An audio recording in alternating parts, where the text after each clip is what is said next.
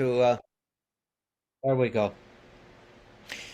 Now that we're recording, Bob, did you have your question answered about who Karen is? We don't hear it. Okay, unmute yourself, Bob. There you go. Yeah, I was dealing with a neighbor's gardener using one of those devices that ought to be banned, those leaf blowers. Yeah. And Remember so, when gardening was the quietest, most peaceful thing you could do? yeah, I know amen to that. And I know some areas where, in fact, they do ban these gas-driven ones, particularly that can roar. And this one is one of those. So Mhm. it's pretty awful. If I were going anywhere, Thomas, the first thing I'd say is hooray for you that you have your close friends that you have been able to maintain. And Yeah. that's often a really tough thing to do, particularly in canonical ministry. But it's also true for those of us like myself who are widowers, Yeah. have lost. Frank nodding, he knows. Yeah. Yeah. That. Who Well, I also think, Tom, that having cared for my wife who was disabled for 12 years, that caring for someone does an enormous amount for you and for your spirit. It's actually ministry. And so, at times even there were times when it was really difficult, your patience is stressed and all of that. But when you stop and think, you basically say, well, there isn't anywhere else I want to be doing this. So, I really identified with that over this past week and really over the last few years to be grateful for the opportunity to really be making a difference in one person's life and a person who is very, very dear to me. Because, like I've said, I have absolutely zero extended family that I'm in touch with who have been. Karen and her associates and friends have been kind of my family.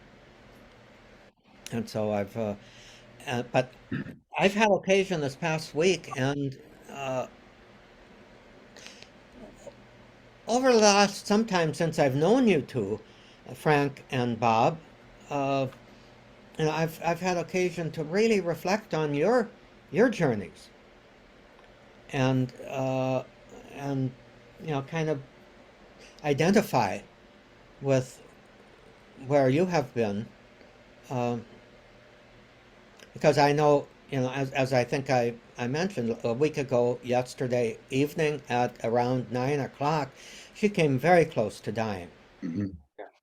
And basically, dying right with me there. If it hadn't been for the paramedics, um, it, uh, well, they did their work quickly, and quickly was what was needed. Yeah. I had that experience multiple times over 12 years. Yeah. And the same thing, paramedics they were there and they were very professional and respectful of privacy and all of that. I have nothing but good things to say about them. I have one little humorous thing that the experience, close experience of having about a dozen doctors coming in and out over the last week, and the nursing care, which was quite good in a couple of instances and not so good in others, which is kind of the way it is. But I remember one nurse describing her job as basically her job is to keep doctors from killing people. A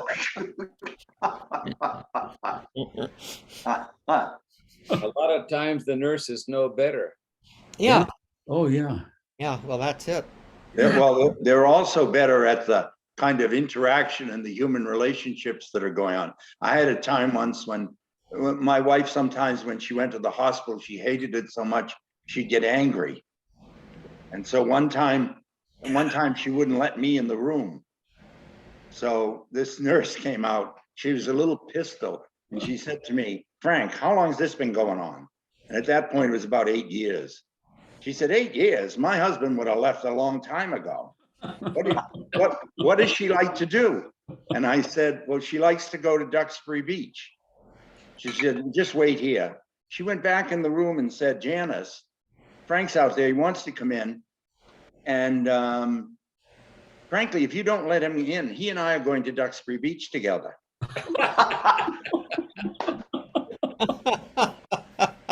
I met that nurse subsequently in a supermarket. I told her that story and she vaguely remembered it, but it made her day. But, Yeah. kind of a masterful management type of thing that the doctors frequently don't have. Yeah. Sounds a Good little story. bit more manipulative than management.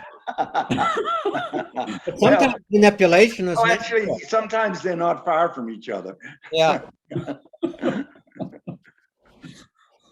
I remember when I had open heart surgery, I came away feeling that the nurses are the ones who keep the hospitals going.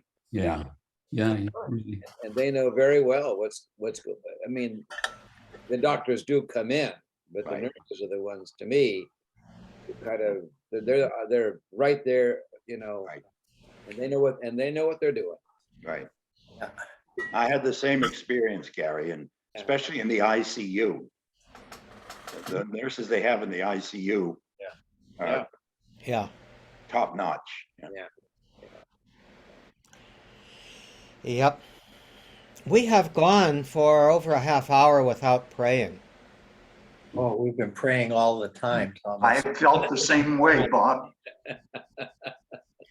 Sometimes we even pray out loud. I think that's where you may be going. That may be.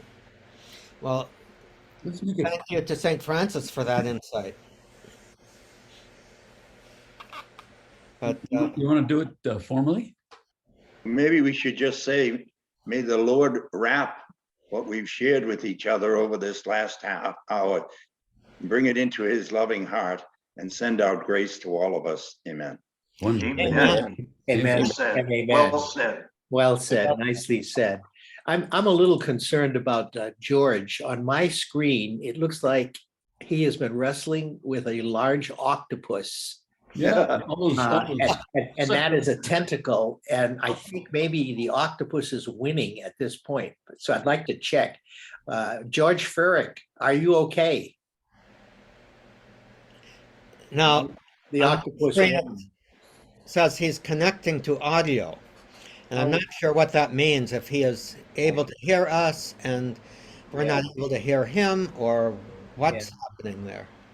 Yeah, I don't know where he is and what that's about, but it's been the strangest visual. It Yeah, is strange. It Yep. was a nice light show, actually. It sort of reminded me when I had cataract surgery.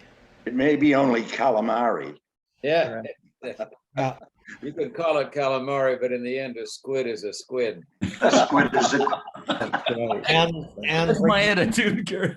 I live with a family in Spain one summer, and our farewell dinner was calamari and tinto. Oh, and red Squid wine, cooked in its ink. yeah. Hmm. Oh, you I had think we drank about 4 bottles of red wine during the Yeah. dinner. The ink. How much is the the squid? the nice thing is the vino tinto, you could drink 4 bottles so you don't feel it the next day. Well, That- I was a lot younger. Maybe 4, yeah. Jim, where are you? oh, the struggle's beginning again with George's. Yeah. Still connecting to audio. Yeah, so where are you, Tim? We are in Bandon, Oregon, which is Okay. Bandon, which is down in the southern coast of Oregon in a most beautiful, probably the most beautiful state park we've been in the last 2 months. It's called Bullard's Beach State Park. And we're about a quarter of a mile from the beach. We went out there last night to see the sunset, and Our puppy, we have a standard poodle. He's grown to love to be able to just go and run like crazy on the beach, and so we take a Nerf ball and often play catch. But it's been just an absolutely beautiful campground. We're here until Sunday, Sunday morning. Then we're heading to Crescent City, heading into California. And we'll be in Crescent City for 4 or 5 days in the Redwoods, and then going down to Fort Bragg for 4 or 5 days. So we're going to be in the Redwoods area for a while. Are you Tim, coming? you said something earlier when asked about your beard, that pioneers didn't shave much. And is pioneer the core theme of this vacation trip? Or how would you describe it? But the core of the vacation, the Airstream Club, which is a national club of Airstream owners, international sponsors about 20 different caravans around the country. And some of them are 2 weeks, some of them are 2 or 3 months, some of them are like ours, 35 days. And ours was a caravan of 18 trailers, so about 33 people, because I'll tell you about that in a minute. And we followed the Oregon Trail from St. Joe, Missouri to Oregon City, Oregon, and we took 35 days to do it. And we would stay in historic spots, go to a lot of museums, go to a lot of sites where the ruts were still, visible and things like that. The interesting phenomenon that we had was in our caravan, we had 4 single people. There was one guy who was a widower, that retired nurse practitioner from Texas. No, is he from Texas? From Arkansas. He's from Arkansas. And we had 3 single women. And these were women who had all had very quite satisfactory professional careers, that 2 of them just turned 70 and one turned 60. And they are full-time in it. They live in their Airstream trailers full-time and just travel around the country on their own.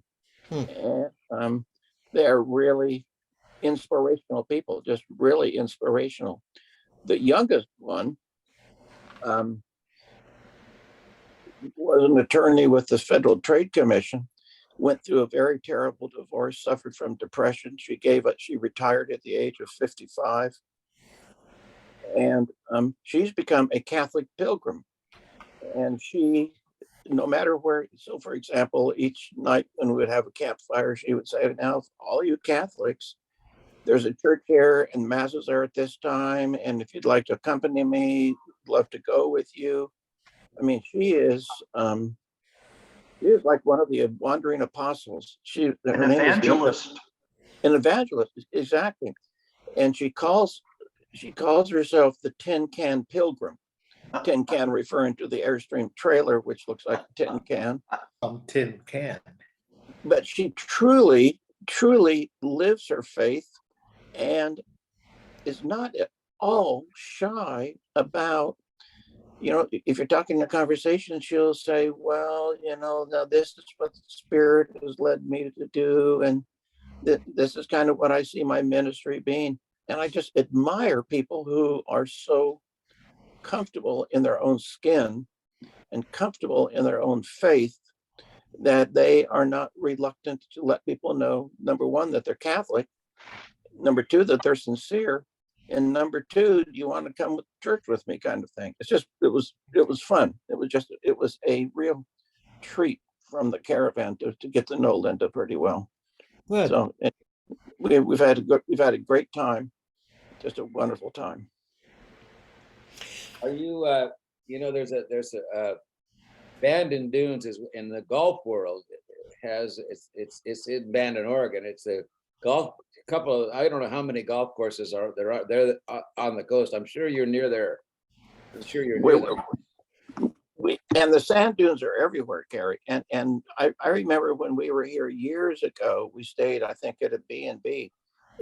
it's kind of a Gulf Central of the Oregon coast. Yeah. It And is. my understanding is that they're very, very good courses. Are you coming down into the Napa Valley? I mean, to where I live? The closest we're going to be is Kelseyville. Oh, really? I have no In idea. Lake I have County? no, yeah, Lake that's kind of really the northern part, isn't it? Yeah, well, Kelseyville is in Lake County. Yeah. I mean, if you're in Fort Bragg, that's Mendocino County, and then you'd have to come.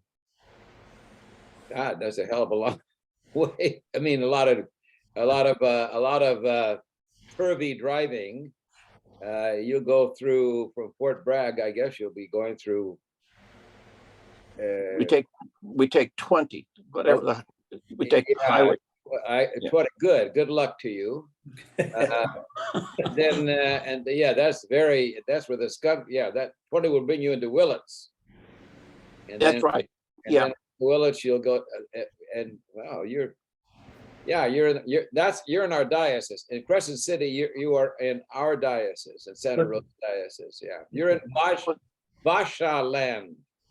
You're How in wonderful. Wonderful. Basha land. Yeah, that's Robert Basha is our bishop. He was born in the year 1210. And the last theologian he ever read, I think, is a disciple of, Benedict, John Paul II, and that sort of thing. But anyway, and then you go to Kelseyville. I guess from Kelseyville, then you're going east. Is that from there? We're heading to Reno. To Reno. Okay. Yeah. I have a friend from grade school from St. Athanasius who lives in Reno. And we're going to stay with them for a couple of nights and then head down 395, which goes through Bishop and Lone Pine and all of that, to my sister's place in Temecula. So we're kind of dropping down the east side of the Sierras. So we should, yeah. Well, Well, you Bandon strikes a note with me because it's the name of a small town in Ireland near where my mother and father came from. And in the pre-ecumenical age, it was always beautiful land. So it was owned by British landlords. And the local Irish Catholics used to say, in Bandon, where the pigs are black. This is pre-ecumenical. And now I'm looking up on Wikipedia here and I see that Bandon was named by George Bennett, an Irish peer who settled nearby in 1873 and named the town after Bandon in Ireland, his hometown.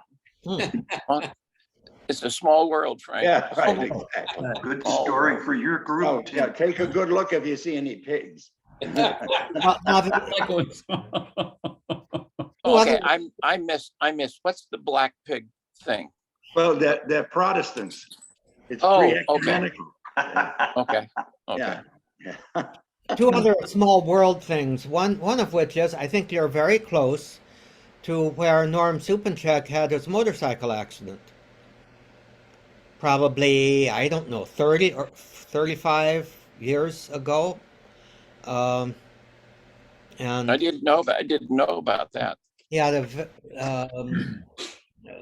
pretty bad motorcycle accident, and he's got some interesting ways of describing it. Apparently, he was up near I think between, where would it be, Coos Bay and Crescent City. was it Crescent City or was it Bend? Well, Bend would be on the east. Crescent City would be south. Okay. Yeah, and somewhere right around there. So I think he was, sightseeing on his motorcycle and ran into a milk truck that had stopped on the highway to make a turn. And apparently, the next thing he knew was people who were, looking down on him. He was looking up, and and he could tell from the expression on their faces that it wasn't a terribly pleasant sight for them, and he didn't know whether to cry or to laugh, so he said he laughed. But That sounds like Norm. that's very typical Norm. Good for him. Well, And the he, thing is this coast highway, this Oregon coastal highway is filled with, and I got to give Oregon credit. I have never seen so many state parks and beaches along the coast anywhere in the United States. I mean, every couple of miles, there's a state park, you know, with camping, sometimes camping for trailers, most of the time for tent, you know, and bikers. People are biking up and down this coast like crazy. And it's just spectacular. I thought Maine was beautiful. I think the Oregon coast just is so much better than Maine. You know, hate to say that, Frank, but I think it's true. Yeah. Isn't it? Knowing Tim, that It's Ned been has, 150 years since Maine was part of the Archdiocese of Boston, so don't worry about it. Okay. All right. no problem, Frank says. Timothy, Before- a technical question, sort of, the picture and sound where you are is amazing. How are you getting access to an amazing signal? I'm kind of curious about that. For Wi-Fi. I have my iPhone and I created a hotspot. And so I'm getting my internet through my iPhone hotspot. Now, I wondered, yeah, you were doing something special. Thanks. I have no I never idea how knew. it works. I understand now. I never knew that it would be Working. so powerful, because you really are clear and, you know, sharp. Well, I'm surprised too, Ned, because I thought, as I was telling Tom earlier this morning, I don't think I was going to be able to get it. And so I'm just just getting some stuff. I've got three bars of cellular reception. You know how your iPhone shows, you know. Yeah. And I thought, well, I'll try it, but you know, I'm there's no buffering at all. I get more buffering at home than I do on this hotspot. Yeah. Yeah. well, you know, you might also be you might want to be sitting down when you get your next phone bill. Oh, no. But Fortunately, we have unlimited data. oh, good. before Shavira has to leave, you've got about 10 minutes or so, right, Ned? Yep. Did you happen to see California folks, or maybe the rest, that our governor, Gavin Newsom, has been putting up billboards in 4 or 5 states that do not allow abortion, and his billboards are quoting Jesus as being, we should be good neighbors, and we in California will be a good neighbor. Come on and have your abortion here. I am so disgusted. And he Okay, is that- quoted Jesus to support it. John, is that a fact, or is that just a story that's circulating? No, about no, these we've seen them. The billboards are up. Yeah, Yeah. we've got pictures of the billboards. You know, Where did you see them? Who took the pictures? Yeah. God knows. I mean, if they appeared on LifeSite News, I'd question the source. You question the veracity of the thing, huh? Now, if they appeared on a channel that was news source that was relatively impartial, that's a different question. Okay, Oh, I it's- appreciate okay, your so- caution. I don't So think let it's me ask true you this here. question. I'm sorry, go Did ahead. one of you guys say months ago that Newsom used to be or is Catholic? Is Catholic. It's- Supposed to be. He identifies as Catholic. Yeah. Yep. And Isn't his former wife that Kimberly Guilfoyle, who is the fiancée to Donald Jr.? Trump Jr., yes. Yeah. He was married to her. Yeah, and so here's the question. I have thought, without knowing what his position on abortion was, I kept thinking, well, is he a viable alternative to Biden for the 2024 Democratic nomination. I mean, certainly, I don't know who else, is out there, but can you imagine Catholic bishops coming out if he runs for president and telling people you can't vote for this guy? I mean, it would just resurrect all of that bitter animosity that was going on in the church, during the last election. So he's a nominal Catholic. Is that the word we would use? Catholic. Whatever word you'd use, as far as my humble opinion, whatever characterization you'd use for Newsom, I think you'd use the same for Biden. I've given up on Biden completely. Well, unfortunately, in today's Democratic Party, it is impossible for even a moderate pro-life person of moderate pro-life convictions to get anywhere in the Democratic Party. I mean, here is the Democratic Party, which seems to be actively militating against their own, who are trying to form, this organization I belong to, the Democrats for Life of America, DFLA. And they're trying to promote moderate pro-life candidates for various offices, and they just can't get anywhere with the officialdom of the Democratic Party. To me, that's a good argument for the American Solidarity Party. I'll put in my usual little plug there for them. I'd love to see some whole life alternatives get into the public consciousness, because we don't have them. Not out of the Democrats, it seems. I don't know to what extent the progressives in the far left wing are just the tail wagging the dog, but they've been very, very successful. They have the tail of the dog in an airtight vice, I think. And they're totally immobilizing the dog for any other. I don't know. I'll get off my soapbox. But what a tough time for any priest who is a pastor with the flock in the next couple of years. Yeah.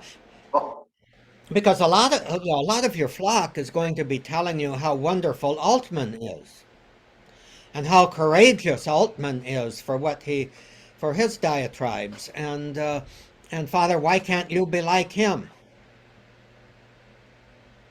You know who I'm referring to. Well, unless you're in Massachusetts. Okay. What's going on in Massachusetts? Say more, Frank. That's different. Well, for instance, the parish I was in was very liberal. Oh. And so they wouldn't have this trouble with the Democratic Party at all. And with most of the state, if, for example,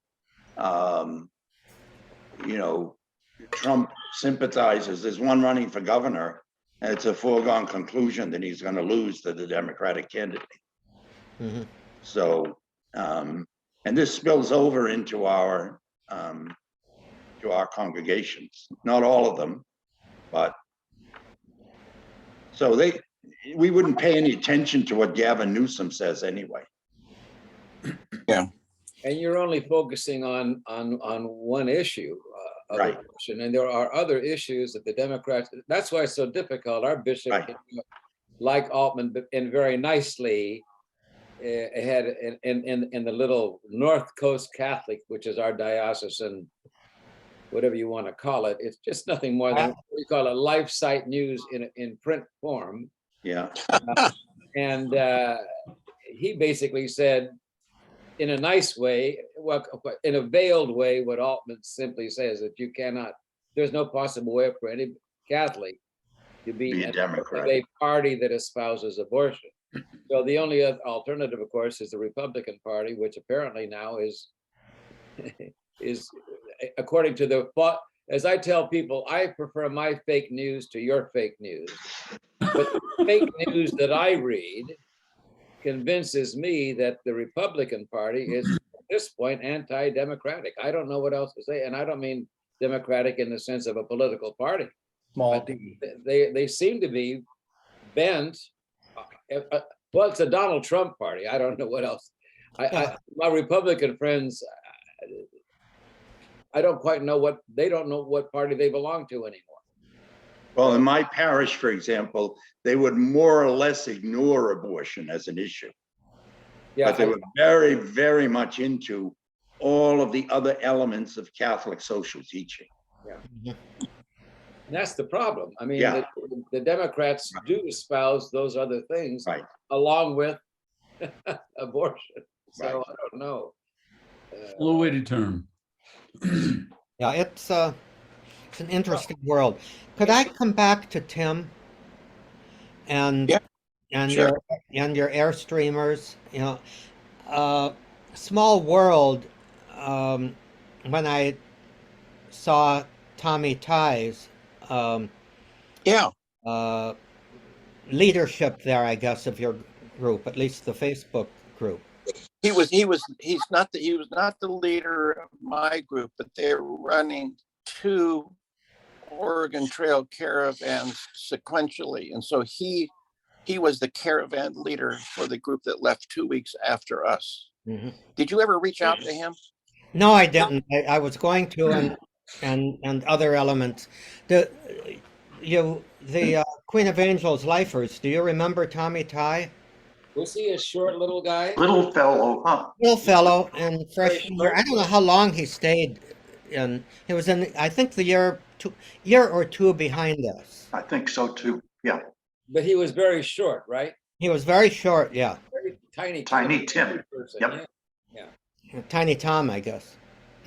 well, yeah. Yeah, you remember him from the seminary, Tim?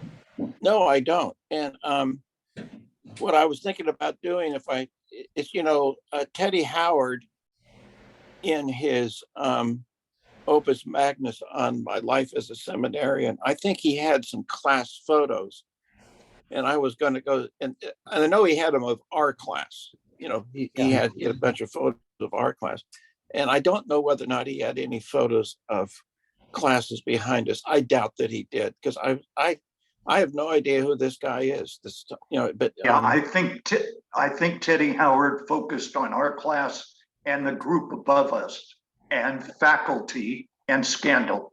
I think those were some big themes of his work.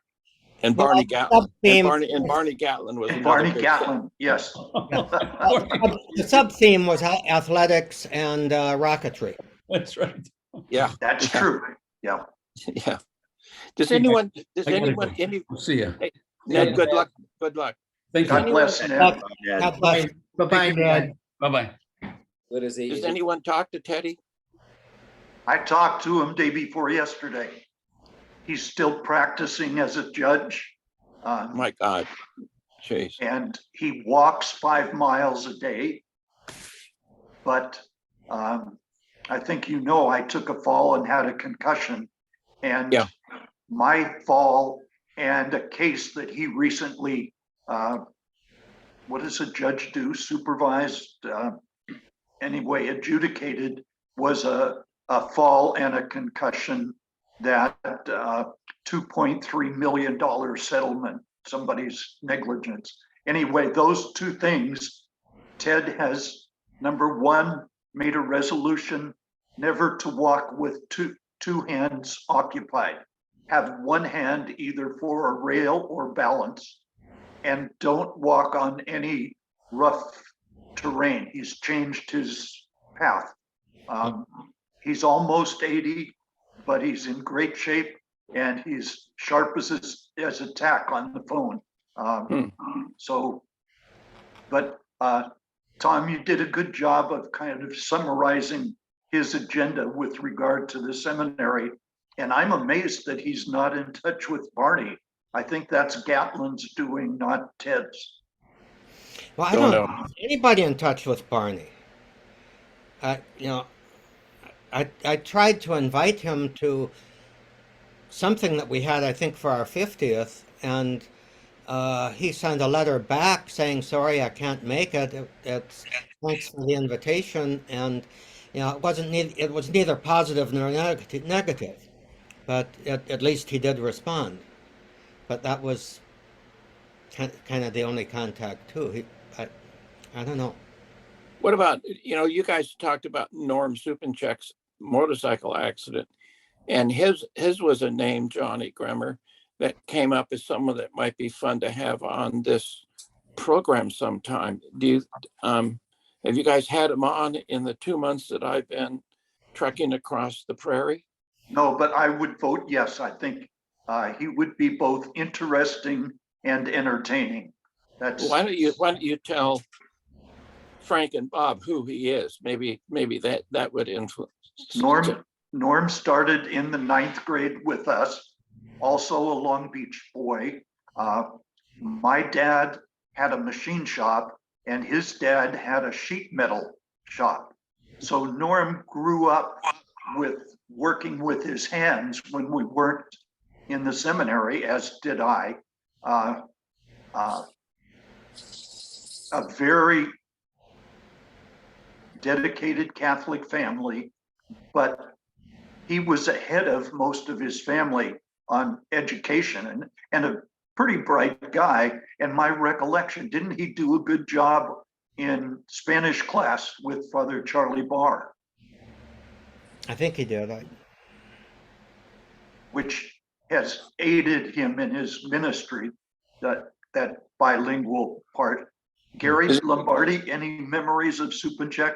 Well, no, I've seen Norm a number of times because he's been at least, I don't know where he is now, but he used to be at Bishop Alemany High School, which is just in San Fernando, which is Bob and Frank, where I'm from, a little town north of the San Fernando Valley was called Newhall. Now it's called Valencia or Santa Clarita. And it's 100,000 people, typical thing. But it's about 10, 15 minutes away from the San Fernando, which is where our seminary was. And there's a high school there named Alemany, Bishop Alemany. I think Norman, when my mother passed away, Norman came to her road. That was in 2004. Came to the Rosary. It's my feeling is that Norman was not a good pastor because he was not a good administrator. I think he, that just wasn't his forte. He's a great personal administrator. He's a great personal minister. I mean, he's very devoted to people. And I think he's still active. I mean, I don't think he's retired. I don't know. I think he's retired, but he's very, very active and engaged in counter. Yeah, things like that. I mean, I remember I told a cousin of mine, I said, Donnie, he's a big farmer down in the valley. I said, Donnie, I'm going to retire. He says, from what? Because he was like a typical farmer. If you don't work with your hands, you're not. Although he's one of these executive farmers, Donnie doesn't work with his hands either, except to count his money, I suppose. I don't know, but Norman, his retirement, I don't think is much different from his active ministry. I don't think so, except that he still maintained always some kind of an institutional commitment, like as chaplain. He had duties as chaplain and so on, which he probably doesn't have to juggle quite as much. I've got to get back in touch with him, and if it's okay with all of you, I'd like to maybe issue him an invitation. Oh, yeah. I vote yes, big time. Now, thanks for that, Tim. We all know that it is impossible to invite somebody as a guest and then not have them stay. And then, yeah, I think that's the thing that we've talked about in private. And how do we kick people out? Well, why should we? Well, I agree. No, I don't think we should. Yeah. So, in fact, you can invite Brian Drolet back. He was always Frank and Bob and Bob Banat would be fascinated by Brian. I mean, I was fascinated by Brian Drolet. I was too. The journey that he has taken. He's an amazing man. He would. I don't know how he would feel about the concern about Gavin Newsom. I don't think would bother him much at all. Although he's kind of an iconoclast on both sides, so I don't know, but it'd be interesting. He's kind of a professional iconoclast, isn't he? I think so, yeah. Yeah, It's a good term. I agree. yeah, yeah. But, you know, if it's okay with the group that we've got, and we're about half of our members now, and I don't know where George Farrick is, except that we're still seeing his late show. Yeah. I think he's subdued the Yeah. octopus. I think so. Well, You know, if it's okay, I'll get back in touch with Norm because I really wanted to anyway, and uh, issue him an invitation whenever he might like to join us, kind of as a guest and whatever, and see where it goes from there. I think we have the top brain of George Farrick. It looks a little bit like a very blurry X-ray right now, doesn't it? Kind of. I kind of thought, It's gone again. I thought the Scungili thing was appropriate too, or the suckers on the octopus tentacles. That's, Ah. yeah, there's a principle in psychology called attribution, and it always reveals a great deal about what you see. So if you can see, I have a fishy mind. But so Bob and Frank, are you okay with Yeah, it's fine. inviting another Bob's, yeah, Queen of Angel Seminary old timer into this? I have no, Oh, yeah. Yeah, yeah. Bob, I want to go back to our classmate, Ted Howard. And I asked him on the phone, how about fishing? You know, you live down in San Clemente and you're close. He said, no way. He said, I hate the taste of fish. And so I would never kill one. Now there's Ferry. Look, There's George with a hat on George, yeah. and an umbrella above. George, can you hear us? Are you there? George, are you there? he's You've been- trying. It says it's connecting to audio. yeah, it's been saying that all along. So I think it's got trouble connecting to audio. The other way. Yeah, go ahead, Sandra. Go, walk by, Sandra. And here comes Bob Bano.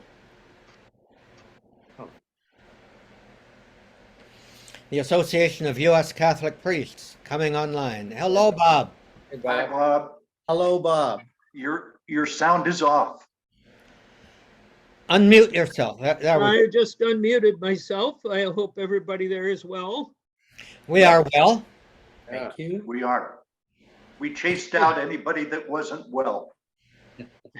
Are you still with your brother, Bob? Yes, I am. How is I he am, and doing? he's doing well. You know, one step at a time. He completed his radiation treatments just today.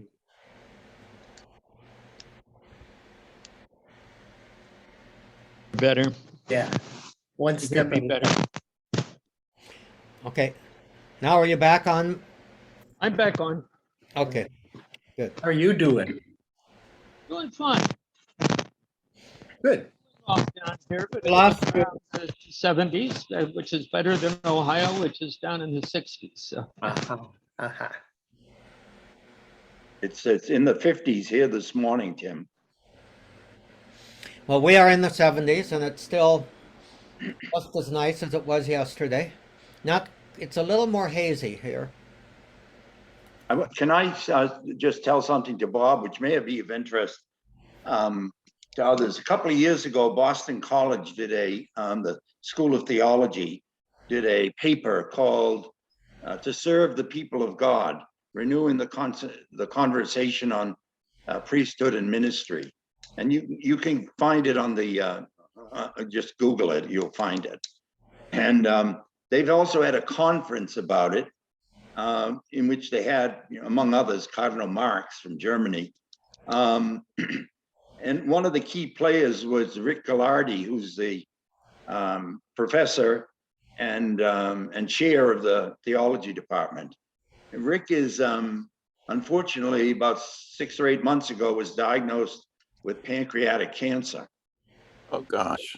So there is, tonight and tomorrow, there's a symposium at Boston College focused on his contributions to ecclesiology, which are substantial, And tonight, he is giving what he's calling his last lecture at Boston College at 7:30 tonight.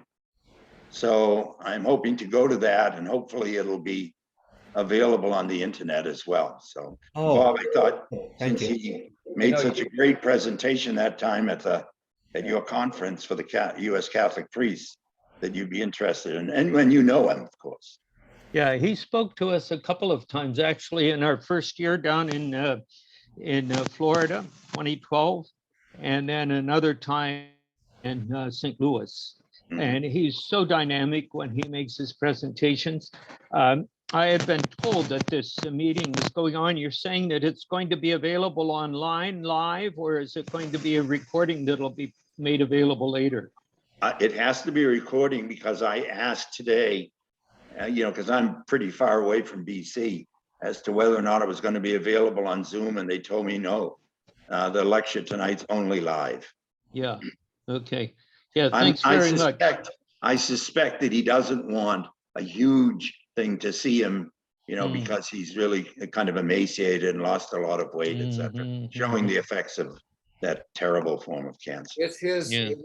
when and the anniversary, the 50th anniversary of the Second Vatican Council, I was in Italy and I got this book. He wrote a book called Keys to the Council. Right. And so I got the book, and I read it. Actually, I was on a vacation in Italy, and I read the book, and I decided that when I got back, I would do like a book study. And I'd never done this before. I didn't know what a book club was. I've never been a part of a book club. And I just advertised it in the parish. I said, if anybody's interested, I said, it's the 50th anniversary of the Second Vatican Council. And I had this book that I've read that I thought was very good. And if anybody would like to join, I said, I just envisioned a few people getting together and reading the book chapter by chapter. I had like 50 people sign up. And great. Wonderful. and then I had it began. The very best thing was the last part of my ministry, really, with these. We would go through different encyclicals. We went to, but that book, the only problem I had was, for me, it was pretty straightforward, but I forgot that, I have a theological background and most of the lay people don't. Right. I almost had to rewrite Right. the thing for people. But it was but his books have been very good. Right. He's written 4 of them on the council. And actually, in 2018, I think it was, I took his course on the Second Vatican Council, which was very interesting because, all the other students in the room were my grandchildren. Yeah. And they were doctoral students, a few Jesuits, about 14 getting masters in theology. And Rick's mastery of the council, the thing that I really got out of it was how they arrived at certain things, like the debate on Mary. Should there be a separate document? No. The message that's sent. No, the fathers agreed that she should be chapter 8 in the document on the church. On the church, yeah. Which exactly. teaches something about Mary in and of itself. Yeah. He was a master of this kind of thing. Yeah. And, I was in Rome for 2 years, the last 2 years of the council. And periodically he would mention these professors in Rome who had input into the documents of the council. And I go up in the break and say, Rick, I had him in class. Yeah. And, but his mastery, not only of what the document said, but also how they came together and what the implications of that were, was unequaled. It was an incredible course. So it's really a shame that what's happening to him, but he'll have a wonderful legacy. And So John, if I may, we are at a time where both synodality and Vatican II are part of almost everything that comes out. And you're probably, you and Bob are probably in a unique place to judge. Is Pope Francis' effort at synodality leading to the Synod of Is it bishops or cardinals coming up? Bishops. Bishops, okay. Is it moving in a good direction or is it stalled? I don't think it's stalled at all. I think each diocese had to finish its efforts, whether they were strong or weak, however they did it, and they were to submit it to their conference of bishops in August. And all of that has been done. And then there's a continental conversation amongst, say, Canada, the United States, and I'm not sure, and then I think Central America and South America are another kind of area. So they have to kind of put those things together. The USCCB had to take 189, I think it was, or 198 reports from dioceses, and they had to condense that into a report from the United States. I've not read a lot of it, but I've heard good readings about it. It's been reasonably well handled. And then it becomes a continental thing that all in the different parts of the world, those reports that come from the bishops' conferences now become a continental proposal. And I think when you look at what's going on in Canada, what's going on in the United States, that can be very enriching. I was just reading something today about the Discovery, document from years ago, and Canada is very engaged with that, and we need to be engaged about that. And the Vatican is being pressed to. So I think it's going well. I think when all this stuff pours in from all of the continents, if you will, of the world, I think the people in Rome are going to have their hands full. In fact, there was something in what I read this morning that indicated that, but I think Cardinal Grech is running it very well. Cardinal Czerny, the Jesuit who heads what do they call it? The Integral Human Development Office in the U.S. He just gave a talk at Catholic Theological Union, and it's very clear that they're working on the synodal approach to the way that the church needs to operate. So I'm rather confident that good things are going to come out of it. My prayer is very strong that Francis lives long enough and that I live long enough to see this. It's a very important, what would you call that? Historic opportunity, I guess. I think that, I agree with Bob about, there's a good start, and what I've read, some very interesting things coming. I think longer term, what's most important is that the church learns that there's a new way of relating. A lot of young people say they don't want to be Catholics because it's all rules. And so the church learns that, actually listening to the church is kind of a new way of outreach and relationship that takes place within the church itself.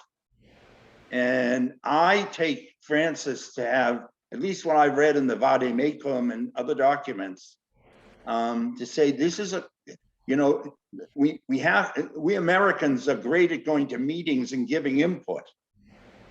This is not simply going to a meeting and giving input. But This that's is a quasi-liturgical event in which we celebrate the influence and the place of the Holy Spirit in the people of God. But that's precisely how some bishops treated it. Our bishop, for example, for him, it was just, he just wanted to get it done. So we had like 5 meetings in the diocese, and a few people could come, and it was just more of a needs assessment, whatever you want to call it. For him, he had no connection, no concept at all of what Francis is really talking about. And I think what's it, Reese, or one of those 2 things that you put out the other day, it said that for Francis, the process was more important than the product. You know, that the real synodality is people meeting and sharing and listening to each other as a way of being, church. And out of those conversations, things will arise. It reminded me of a guy named Ernie Cortez, who was very big in community organizing. And I know where. Yeah. we had those, that's where I last saw Mike Clemens. But he would lead these groups, and then he said break up, and we'd come back, and someone said, well, this is what we talked about. He says, wait a minute. He says, you had all these interesting people, and all you talked about were ideas instead of talking to each other. It was almost the same sort of thing, and I think Francis, for him, synodality is a way of being the church, and out of those conversations, inevitably something is going to arise. Our bishop simply used it as he just wanted to get the damn thing done. And Minimal compliance. yeah, a survey. He had no concept, because his ecclesiology is entirely different. It's not a Vatican II mentality. He's a pre-Vatican II, anti-Vatican II bishop, along with a few of the other guys that we all know, the usual suspects. Yeah, Gary, here in Oakland, I'd echo just about everything that you Yeah. said. Matter of fact, Yeah. last evening I spent, maybe a half hour checking out the diocesan website, trying to find anything on synodality. Mm. And I discovered a survey, parish by parish questionnaire kind of thing that was completely outdated, and there was no opportunity to do any input because it went so far back. So the emphasis was get the darn thing done. Let's send in some content. My impression, little or no process, and everything I've just said. My impression for the diocese is Bob's impression. What's true closer to home was my own local parish that I am involved in terms of regular mass attendance and reading the input, listening. For all practical purposes, it was, what synod. Yeah. And Tom Wilbers, if I can jump in with you, yesterday I heard from Tom Cotton that Jerry Wilkerson is asked to go back to exercise his bishop's responsibility in San Fernando Valley. Do you have a sense what he's about? At least to be a part-time vicar, I guess. Alex Aklan, who is a relatively young guy. I think he's in his 60s. We all say that's young. He had a stroke a month or so ago, and is out of commission. I think, from what I have heard, he's doing pretty well. But Gomez asked Wilkerson to be the interim vicar for. That's a big diocese, and I wonder your sense of how Wilkerson dealt with synodality, if at all.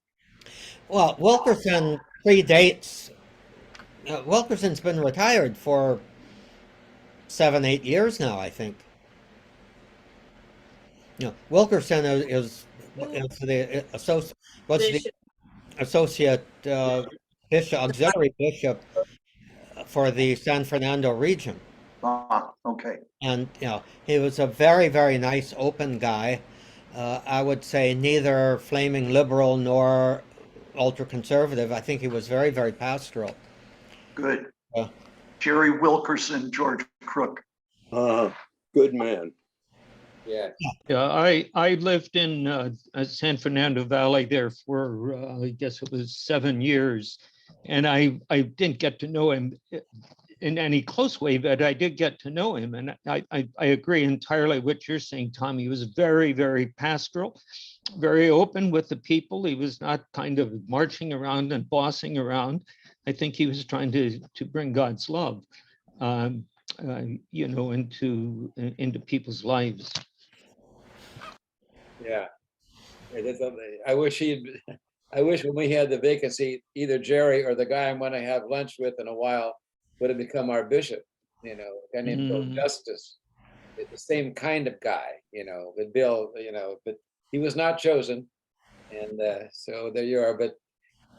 But to me, that Francis is renewing that, and is renewing.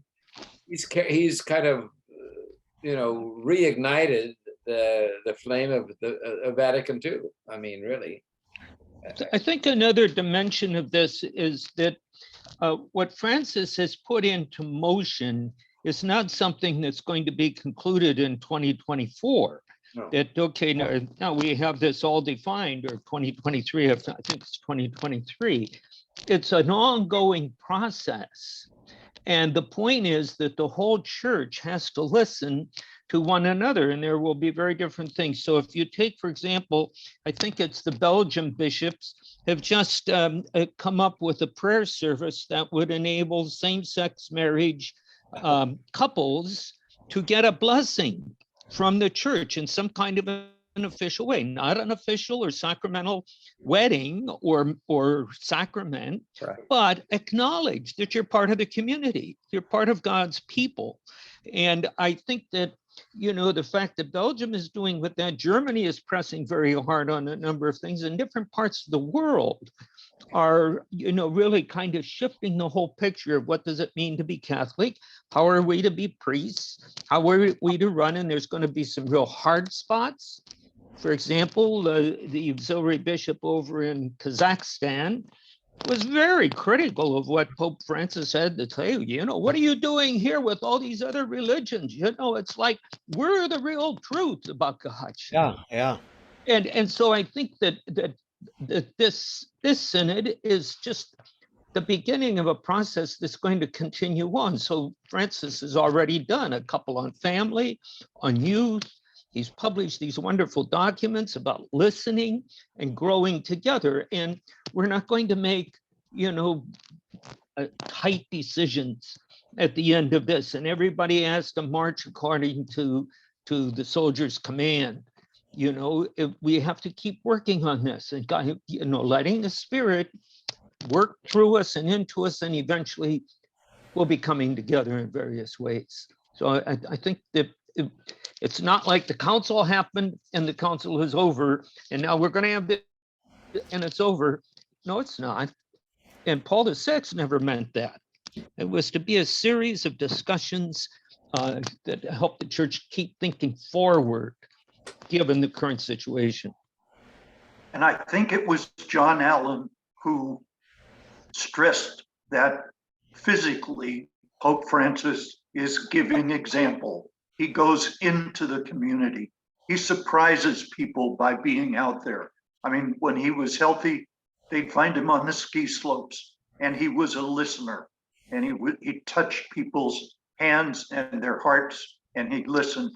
And that model of pastoral activity, not just executive, top-down priesthood.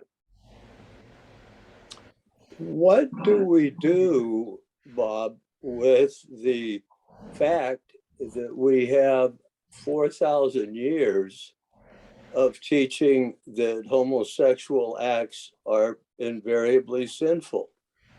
I'm adding the Jews onto. So here we have 4,000 years of such a teaching, and now the bishops of Belgium have come up with a quasi-liturgy to legitimate gay unions.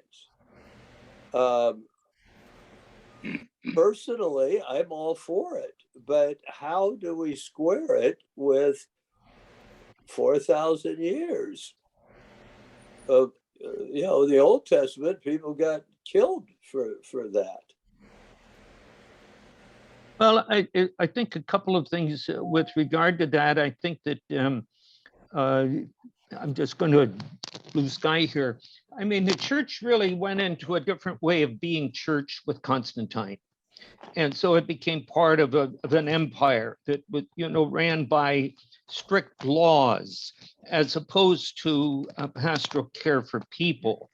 And I think that one of the things that Francis now in our time to try to, I would say, relieve the absoluteness of law and what we therefore must do. And everybody who wants to be Catholic has to do it this way specifically. Francis talks often and asserts the importance of science, that by science today, we know a lot more than we did 100 years ago with regard to sexuality, among other things. And so we need to pay attention to that and to the condition that persons in our society today find themselves. They're not all heterosexual. You know, they have a difference. They are, and they're Well, trying to but understand neither were themselves. they in the 19th century or the early 20th century.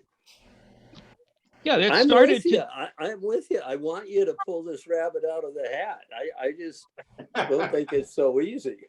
Oh, no, it's not easy, but it's making progress. So, you know, just the other day, there was something, I mean, he welcomes meeting with persons and groups of persons who are very overtly LGBTQ. And he says, you're a child of God, and we welcome you. Now, you're different from the vast majority of the way Catholics think, but we Catholics need to think more broadly. Entry into God's embrace is not that we have to be completely towing the line. So it seems to me, and that's going to Maybe take a that's while it. to unfold. Well, No, somebody's going to have to rewrite the catechism. Well, no, let's put the catechism aside for the moment, but I really think that we don't have to change any doctrine nearly as much as we have to view whatever doctrine we have from the perspective of what does this mean for the persons involved. You know, so often we try to make a doctrine into a hammer or a weapon or a tool to manipulate. And what I think Francis is saying and doing is let's first accompany the person, and then from the perspective of our whole worldview, from the perspective of our doctrine, from the perspective of our legality and all of that, let's look at this together to chart a course as to how can we move as brothers and sisters? How can we move as one family? Recognizing, and I think here is the thing, so many people use doctrine and law as a means to condemn people. And to manage and keep control. Manage, keep control, manipulate. Now, I personally, what was one of the first statements that Pope Francis made in the first interview that he had? I think it was with that Jesuit. Adaro. Yeah, where he was asked, "Who is Jorge Bergoglio?" And his immediate answer was, "I am a sinner." Now, if everybody who had any authority in the Catholic Church were to start with the fact that I am a sinner, and therefore, yeah, you are a sinner too. Now, let's join hands and hearts and minds and take a look at this as fellow sinners. Where is God's grace working in your life, in my life, in our world? I think we'd come to we wouldn't have to change doctrine, change laws or whatever, but I think we would come to a very different way of looking at those givens and integrating those givens into our lives without having to make them tools for manipulation. it seems to me that in a way, George, there is a development of doctrine. It's a process. Mhm. And, it's like, in a way, remember that book, Future Shock? Yeah. Years Alvin ago, Toffler. Alvin Toffler. Alvin Toffler, what he talked about how a societal change that in the past would last over, I think hundreds of years or 1,000 years. It's like the building of those great cathedrals. No one generation saw the whole damn thing from start to finish. They saw little pieces of it. But then he said, as we move along, it's like these societal changes happen much more quickly now, in our world. And maybe that's what we're experiencing here. I mean, in this particular issue that, that you're talking about, Mhm. it's a development that's happening maybe more rapidly than it would have happened in the past. I don't know, but it just strikes me. But I think we're seeing a development of doctrine. The German bishops, I mean, who's it, Marx? Is he the guy, Frank? I forget who Yeah.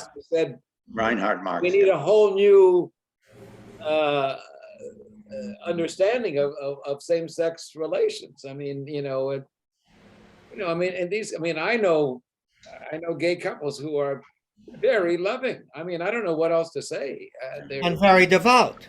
very, And devout. There's an analogy in terms of the development of doctrine. If you just stop and think for a minute about what Gregory the 16th and Pius the 9th especially said in the syllabus of errors. I've sat in classrooms and heard priests jump through hoops and go into contortions to try to explain how that relates to Dignitatis Humanae in the Second Vatican Council. It's impossible, I think, to come to a simple conclusion. Well, it's just a simple development of doctrine. It's not. I mean, many of the things that appear in Dignitatis Humanae and in fact, the aura and the direction and the thinking that drives that document from all the bishops of the world is 10,000 miles away from the thinking that drove the syllabus of errors 100 years before. Yeah. So it's not a one-for-one, but it's analogous in terms of where we can go. And of course, we're living in a time when 100 years today doesn't mean what 100 years meant 15 centuries ago. We had this young lawyer in our firm who is Catholic and was closeted homosexual, and he was just pretending so hard to be a heterosexual. And so once he asked if he could talk to me, and I said, sure. And he said, George, I have to unburden myself of something. And I said, well, what's that, Michael? And he said, I think I may be gay. And I said, oh, hell, Michael, you're as gay as a $2 bill and everybody knows it. And why are you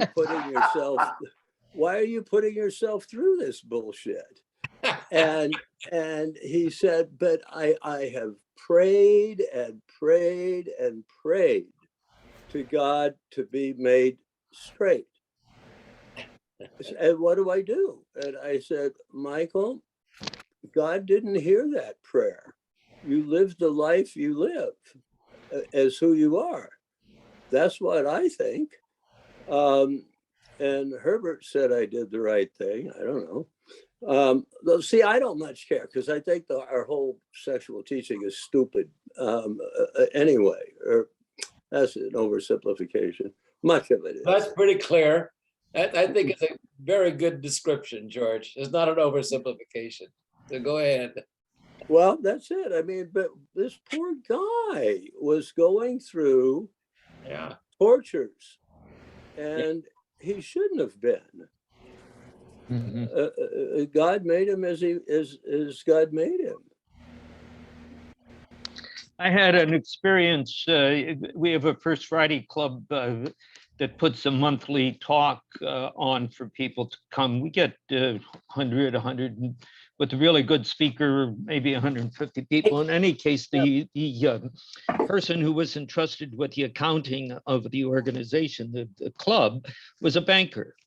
And I was asked to succeed him. I'm not a banker. I didn't know what to do, but I had to learn from him how the whole system was set up. And in the course of getting to know him, and it was in his banking office, we got into some conversations, and he talked about his son. And his son, it was up in Cleveland, someplace in one of the universities or something, and he was in a relationship, and he was gay. And the father, he acknowledged that he was gay, and he was at peace with it, but he was upset as a Catholic because he said, I wanted my children to be as happy if they're gay as the others that aren't happy, that they can be a good Catholic, and they don't want to feel that there's something strange or freak, or they're not welcome, that sort of thing. Now, this would have been probably 10 years ago that I had that conversation, but it was a father's love for his child who was clearly gay, and the father didn't want to beat him up, if I can put it that way. So I think that we're growing into that of acknowledging people are different in different ways.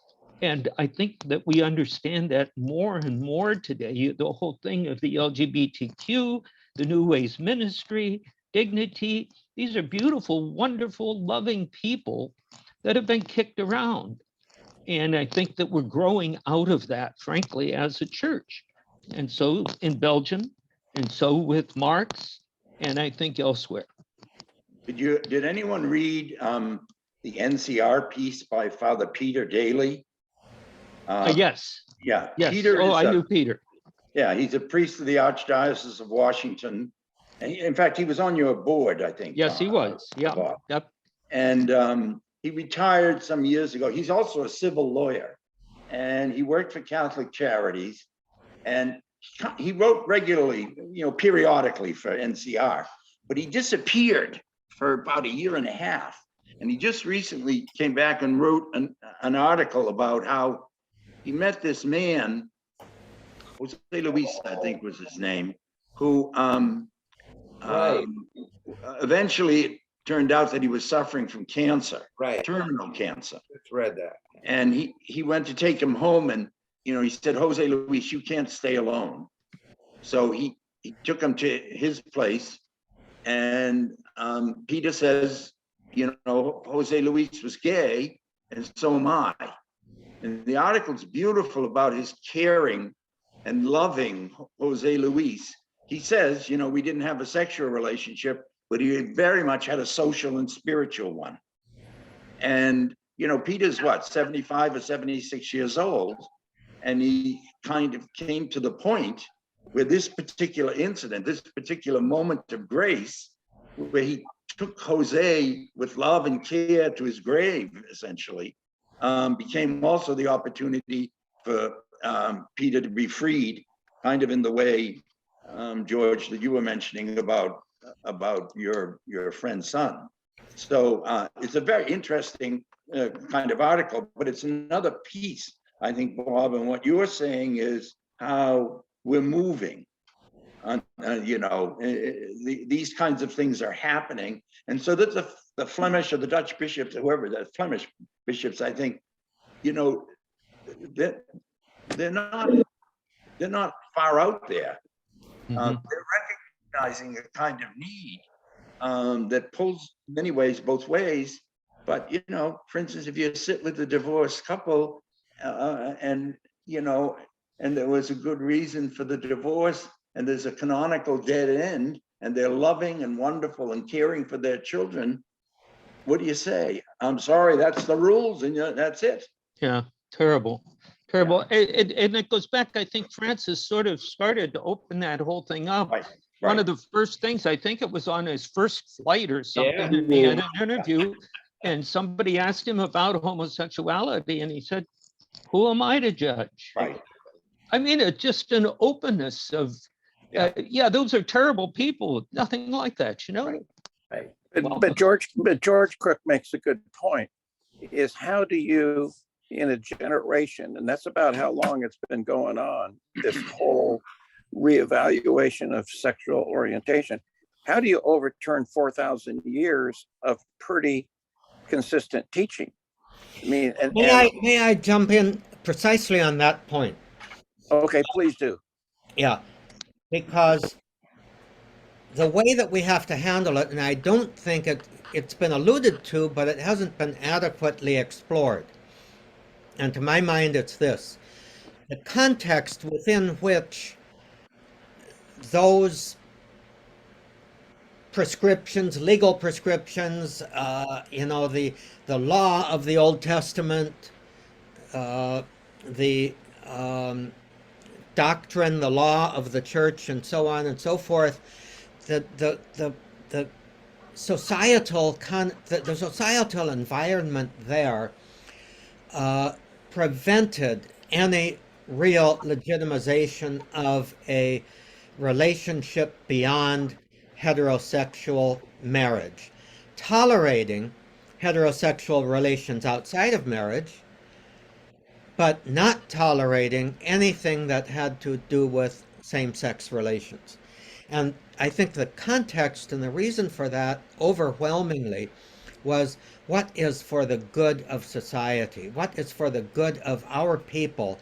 We need to promote reproducing in order to keep our people alive. And so that, to me, I think is a very telling context within which all of this came. The other context in the New Testament was the prevailing culture of the time saw homosexuality in very exploitative terms.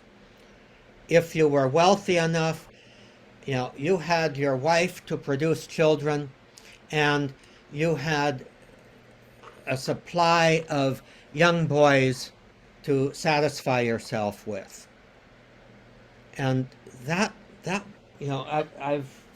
read a number of things about it, one in particular, where that was a prevailing culture, at least among the wealthy and powerful of the time, the people who actually produce historical records and produce literature, that homosexuality was the way to kind of have it all on the side.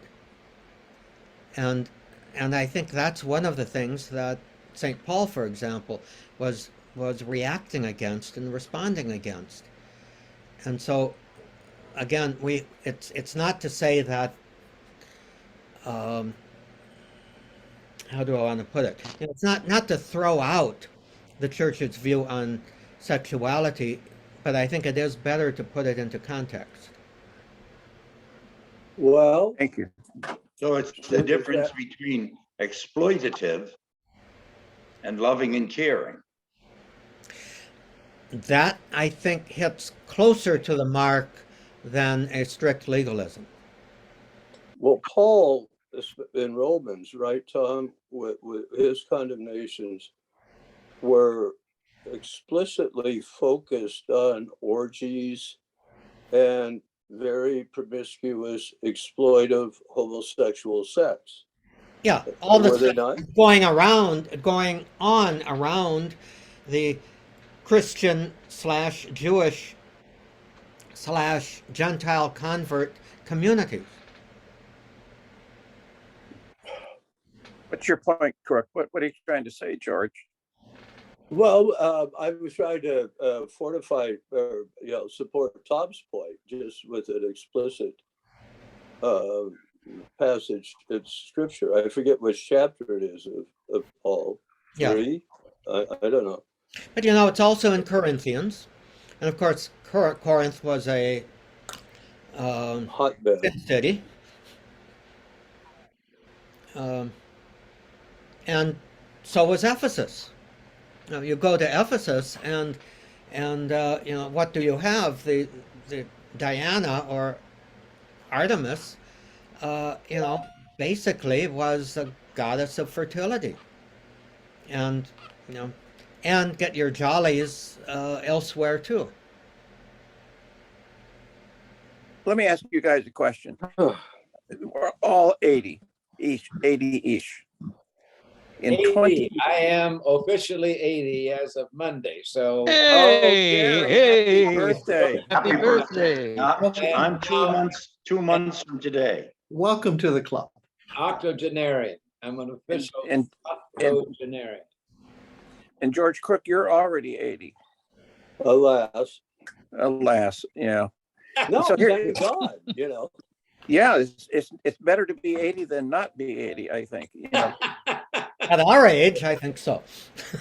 And so I'm thinking, you see the kind of pace of societal change and conversations that are going on about gender assignment and gender reassignment. I mean, things that who would have imagined it 20 years ago? So we're not going to probably live to be 100, but let's say that when we're all turning 100 at about the same time, do you think that the church will be blessing same-sex unions by that time? It's happening now, I do. think, Tim. I also, Tim, think there will be married priests and women priests. I think in the next 20 years, we've got those three agendas as changed from 4,000 years ago, George. Huh. Yeah, but married priests and women priests are not as, it would seem to me theologically as big a deal as accepting same-sex marriages, Uh-huh. I would think. Well, we may not call them marriages, but for example, I was in this class on church and state with this priest, and he was teaching it. And when I was in the seminary, in the past few years in my second shift, so to speak, he basically was saying, for example, what if, Tom, to go back to your reference to the common good, what if civil authorities in the United States describe or legislate that offering legal marriage to same-sex couples is in fact compatible with the common good? And that therefore, if you're going to do a marriage in the United States, you have to be open to marrying same-sex couples. There is precedent for this. I mean, the church forced the Mormons to give up, multiple wives. So why couldn't they? The state, the United States did. Within the last 100 years, why couldn't they require us to officiate at same-sex marriages? In which case, the remedy would probably be that we'd go to the European model of having the legal marriage done in the town hall and the sacramental marriage done in the church. But that could well be in our future in the next 10 to 15 years. I think very that it's possibly. I think it's become operational in Belgium, as best I'm picking up in what I've read over the past 2-3 weeks, where the cardinal there and the bishops, all the bishops of Belgium, have agreed that there should be a ritual of blessing of a couple, a same-sex couple, not a sacramental marriage. They make a point of that, and are going to have a big liturgy and all the rest, but they are welcomed into the church and they are prayed over. And I think that that's already happening. That's not some possibility in the future. This is, I may have the wrong guy here, but I think that the Cardinal of Belgium is a Jesuit. Correct me if I'm wrong on that, who's very influential in the synod. I think he's running the synod. I think that's the guy. I think you're thinking of the guy from Luxembourg. Luxembourg, okay, got it. Thank you. You're correct. Too many little countries in Europe. Yeah. Hey, I'm all for it. I am all for it. But I could guarantee you the Bishop of Kazakhstan, or that we were talking about earlier, is not. And if there's an Ottaviani type floating around, he's not. and the former ordinary of Phoenix is not. And the current ordinary of Santa Rosa is not. No, exactly, yeah. Right, nor is Burke is not, although he's been very quiet recently. Oh, he must have long COVID or something. Thank you, Jesus. Yeah. Personally, I think Burke is doing a lot of undercover stuff with Steve Bannon. I would, Oh. and I don't know exactly, take that undercover stuff as you might want to, but I think Bannon and Burke are pretty much of the same mentality, and I think that there is plotting and planning going on there. Scares the hell out of me. It should. Yeah, it should.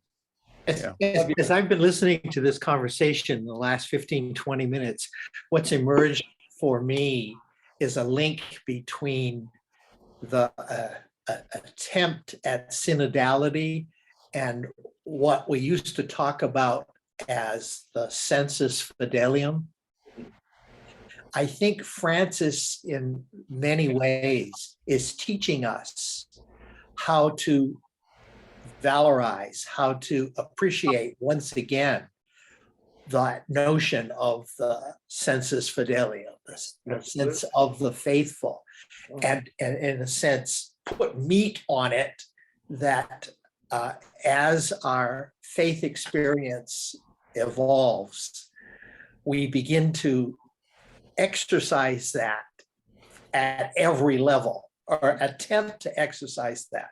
That is, the Holy Spirit works in the body, in the kahal, in what is the church, which is essentially the sheep that Francis talks about, who smell, who are sinful, who are graceful, and I think that is a ongoing process.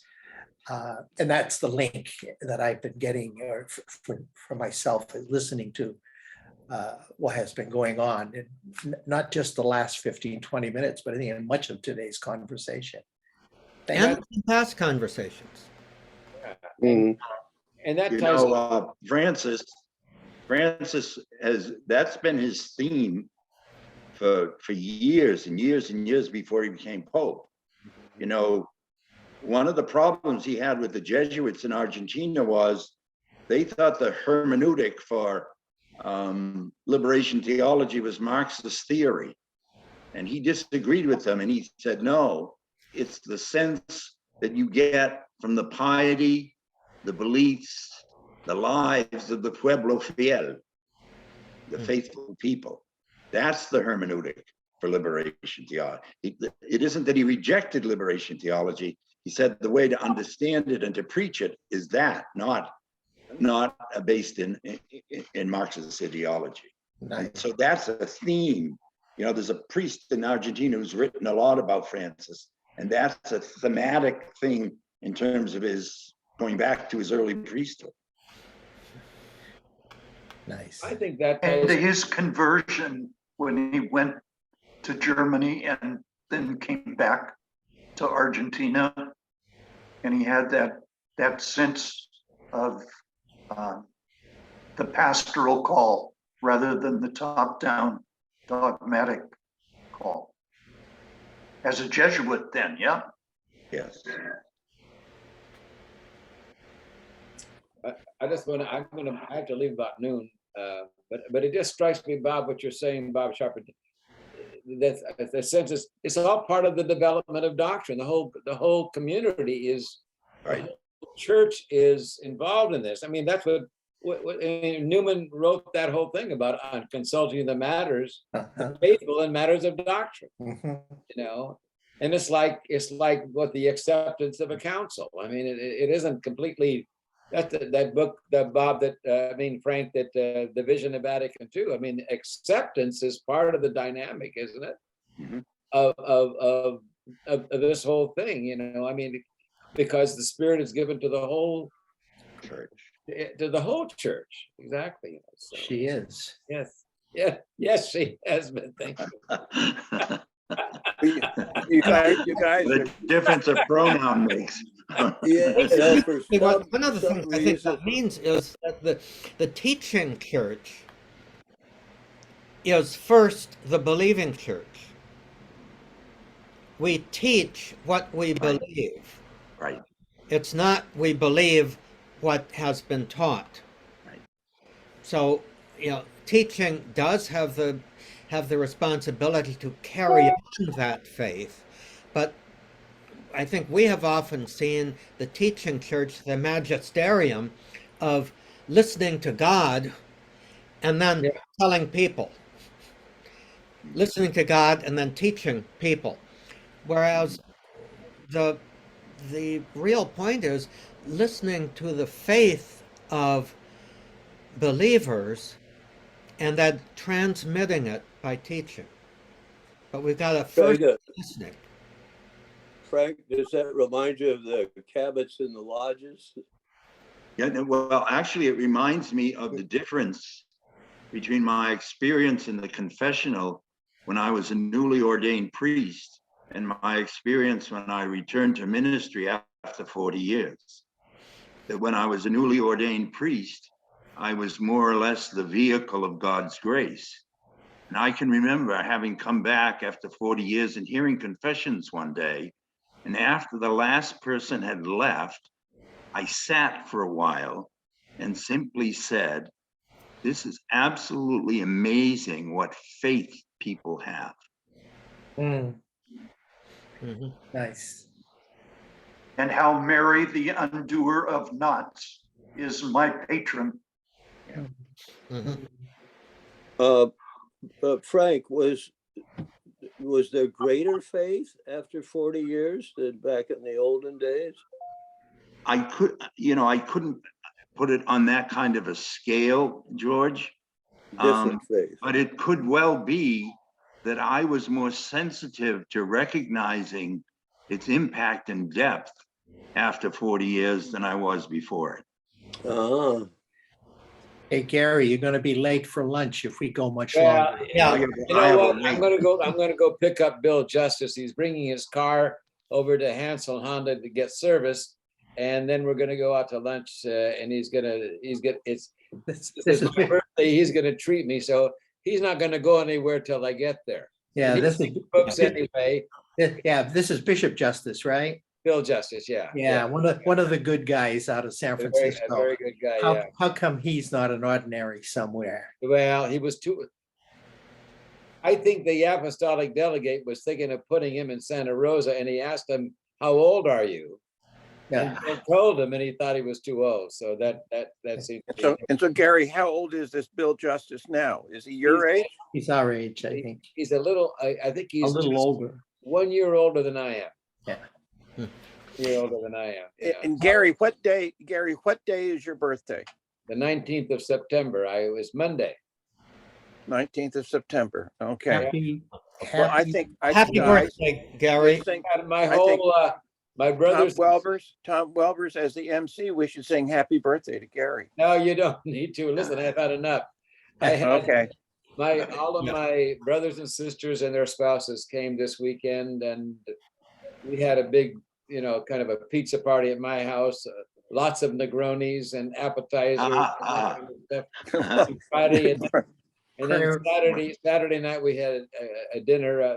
I took them all out to dinner at a restaurant here in Petaluma. Then Sunday they all kind of came in. We were watching the 49ers, and we eventually had the steak barbecue. We had baked potato steak and a Caesar salad and cake, and then they all left. Few more Negronis. Sunday. Well, we had Negronis also. Yes, Right.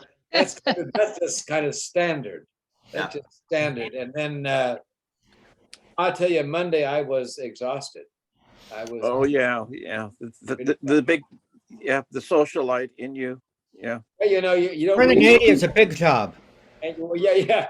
You just don't realize how much. I think everybody was. You're putting yourself out, in a lot of ways, and it was wonderful. Though it was the first time we've been together since COVID, and it was and they came up from all over the state. I've got a brother down in the desert, and my sister in Valencia, where I'm Newhall. for lunch in U-Haul, and a brother in Reno now, and then my other sister from San Francisco. So, yeah, we had a wonderful time, and and then some friends of mine took me out to lunch on Monday. We went to Sonoma to this Italian restaurant, and the owner, when he's there, when I'm there, he just grabs he takes your menus away, and he just serves you, and it was like eating in Italy, and it was a wonderful time, So, but And more bronies, probably. there was one more party on Wednesday night for myself and a woman who turned 95. Oh, upstaged. Yeah. I have to go. I have a wait. Yeah. Well, I have a Okay. lunch. I have a lunch. All right. Wait for it. And I have to go to the bathroom. So Nice to be with you We all. give I thee gotta thanks go. for these and all the benefits that we've received from your bounty through Christ our Lord. Amen. Amen. Thank you. till God next bless week. you guys. Bye-bye. Hasta next week. Bye-bye. Thanks, guys. Bye-bye. Have a good week.